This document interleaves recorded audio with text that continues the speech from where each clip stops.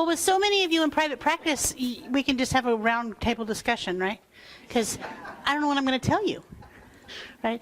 My background, I started in CPS. I put in 27 years in CPS, which means I started my practice when I was 10. And then I decided that I was done with agency work, government work. I was tired. I'm not very good at being an employee. And I didn't get in trouble a lot, but I got really bad looks quite frequently. So I decided that I would open up my own practice. Currently, we have 2 locations. We opened one in South County in Riverside and one in Riverside, and I supervise 30 people. I have 25 therapists, and then I have some support staff, and then I have associates now. So I'm busy, but this is what I really love to do more than anything else. So let's get started. So today we want to talk a little bit about the ethical and legal responsibilities of being in a private practice. When you're with an agency, you have this big book, and it says, do this, don't do this, do this, don't do this. In private practice, you can do things a little bit differently, but we still have ethics.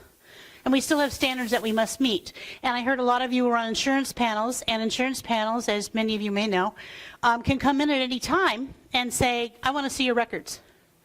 And so we have to have and we have to maintain a standard, right? We're going to talk a little bit about that. We're going to talk about online presence and the ethics in regarding to that. And we're going to talk about the proper work environment for you. Because ultimately, if you're unhappy, your clients are unhappy. Also, we're going to talk about developing specialists, because if you are a specialist and you niche down, you're working with people that you like. And we'll talk about marketing your business and the pitfalls, and then how to create networking relationships. But it seems like you guys do pretty well on that, because you guys are all talking to each other. Okay, so why don't we know more about how to open a business? In my graduate program, we didn't get anything on business building at all.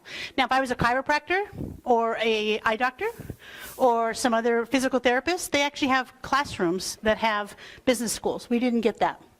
So running a business does take a lot of work. It's not as easy as going to an agency. However, it can be exceedingly helpful and profitable. Sorry. Business can be boring, so some people don't want to do it, and that's fine. I hate numbers. That's why people say they don't want to go, because we're all social workers or LMFTs, and we don't do numbers. That's why we went into this field, right? So I can't do business because I don't do numbers. We have money issues. We have a ceiling. We always talk about things that hold us back, right? But we also have a ceiling of success. And so we need to think about, can we really be successful? Are we working at being successful? So think about where you stop. I know for us, when we made $500,000, it was like good. Then when we hit that part, 800, and then we made $1 million, it was like, okay, I'm done. That was my ceiling. I had to rethink that. So the same thing is that we have to think about success. Hate marketing. How many of you hate marketing? Yeah, half the room, right? Some people are very good at it, some people aren't. But I'm going to tell you about things that you can do that are really good. And those of you who are introverts, it doesn't hurt, I promise. And then we just don't know where to start. When I started my practice, I started laying the foundation in 2008, 2009. And I went on Amazon and I bought all the books that were there, and there were 3 of them. That was it. And they told me things, but they didn't tell me, trying to get out of the way there, they didn't tell me how to really do it and what to really do. Okay. All right, so one of our blocks is we need to figure out what our perfect day looks like. How do we want to have our day? I left some sheets in the back there that talk about your perfect day. And I usually use this exercise about every 6 months to try to figure out where I'm going with my practice, how I'm moving forward, where's my vision going. And your success and your practice will look different. Your perfect day will look different. And at different times and stages in our lives, our perfect day will look different.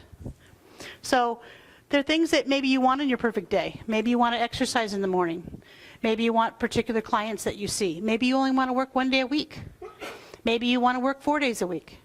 We started recently, we added a Sunday to my private practice. I thought, who wants to come to therapy on Sunday? That's full. It's a full day. Who knew? We want to make the world a better place. We want to be able to see our spouse. So think about those ideas that generate happiness for you, that makes it easy for you to get up in the morning and feel excited about going to work. All right. Also, when you're doing this exercise, put in as much detail as possible, because then you can see it, you could vision it, and if you could see it and vision it, you can make it happen.